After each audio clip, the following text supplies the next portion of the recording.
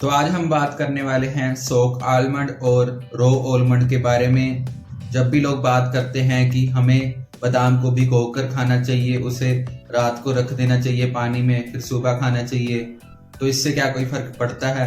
तो आज हम इसके बारे में ही बात करेंगे। तो चलिए स्टार्ट करते हैं आज की वीडियो। तो बहुत लोग कहते हैं कि रात को भिगोकर बादाम सुबह खाने चाहिए, तो इससे क्या न्यूट्रिशन पे कोई फर्क पड़ता है? तो आंसर है बिल्कुल नहीं। इससे आपके न्यूट्रिशन में कोई फर्क नहीं पड़ेगा, ना ही उसमें कोई ऐसी चीज ऐड हो जाएगी कि उसका न्यूट्रिशन बढ़ जाए। और बहुत सारे लोग ये भी बात करते हैं कि उनको जब रो आलमंड्स खाते हैं, बिना भिगोए आलमंड्स को खाते हैं, तो उनके पेट में गर्मी बनती है। और दूसरा लोग कहते हैं कि बिना भिगोए बादाम को खाने से वो डाइजेस्ट नहीं होते। तो आज हम इसी के बारे में बात करेंगे। तो क्या ये दोनों चीजें मिथ हैं या ट्रूथ हैं? सबसे पहले बात करें कि ये सब चीजें सभी लोगों पर सेम नहीं रहती, तो इसलिए ये मिथ है। हम लोग क्या करते हैं, हम बिना चीजें ट्राई किए ही लोगों की बात मान लेते हैं और फिर हम इसको खाते ही नहीं हैं। तो बहुत लोग कहते हैं कि 6 से 8 घंटा बादाम को सोक करके रखने से, उसके बाद उसको खाने से, उसका छिलका उतार के खाने से उनको डाइजेशन ठीक रहता है। और जो उसका छिलका होता है उसमें ऐसा क्या होता है कि हमें डाइजेशन इशू होते हैं, तो उसका जो छिलका ऊपर वाला होता है उसको टैनिन बोलते हैं। जो हमारी दाल खाते हैं, बहुत सारी वेजिटेबल्स खाते हैं, उनके ऊपर भी टैनिन लगा होता है।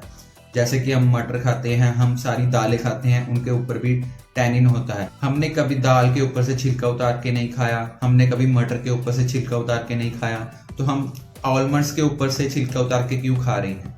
जो बादाम के ऊपर का छिलका होता है उसमें टैनिन होता है, उसमें विटामिन ई होता है, इसमें बहुत सारी ऐसी एंटी कैंसर प्रॉपर्टीज होती हैं जो हमें इम्यूनिटी स्ट्रॉन्ग करती है और हमारी बॉडी में कैंसर बनने का खतरा कम रहता है। तो इसलिए आप बिना भिगोए भी बादाम खा सकते हैं। तो दूसरे नंबर पे लोग बात करते हैं कि जब भी वो बादाम खाते हैं तो उनको पेट में गर्मी बनती है। तो हम एक बात जान लें कि जब हम उसको सोक करके रखते हैं उसमें से कोई भी फैटी एसिड्स बाहर नहीं आता। जो भी फैटी एसिड्स फूड होते हैं जैसे almonds, cashew, peanuts, pistachio, flax seeds, chia seeds, whole egg, fatty fish, जितने भी ऑयल हैं, ऑलिव ऑयल है, इन सब में गर्मी होती है, इन सब में फैटी एसिड्स होते हैं। और जो घी आप घर में यूज करते हैं उसमें भी फैट्स होती हैं, उसमें भी गर्मी बनती है आपकी बॉडी में। आपको उनको रिमूव करना चाहिए, ना कि आलमंड्स को रिमूव करना चाहिए। और ये बात जान लें कि उसको सोक, आलमंड्स को सोक करने से उसकी गर्मी खत्म नहीं होगी। जिन लोगों को गर्मी बनती है वो लोग जिम नहीं जाते, वो कोई वर्कआउट नहीं करते, वो कोई स्ट्रेंथ ट्रेनिंग नहीं करते, कोई वो जॉगिंग नहीं करते, कोई मतलब कि अपनी बॉडी में से पसीना बाहर नहीं निकालते, उनको ज्यादा ये दिक्कत होती है कि वो पिंपल्स निकल आते हैं, उनको ज्यादा हीट बनने लगती है।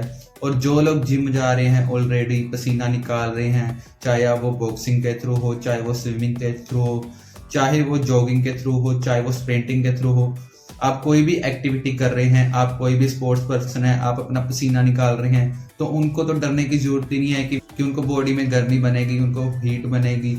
तो वो तो अपना पसीना खुद पहले ही निकाल रहे हैं, तो उनको डरने की जरूरत नहीं है कि उनको पिंपल्स वगैरह निकलेंगे। और बात करें सोक आलमंड्स की, उसका डाइजेशन पे क्या फर्क पड़ता है, और अनसोक्ड आलमंड का उसका डाइजेशन पे क्या फर्क पड़ता है? लगा लीजिए जिसको डाइजेशन का इशू होगा उसको बादाम 2 या 2.5 घंटे में डाइजेस्ट होगा, और जिसको डाइजेशन का इशू नहीं होगा उसको 1.5 या 2 घंटे में होगा।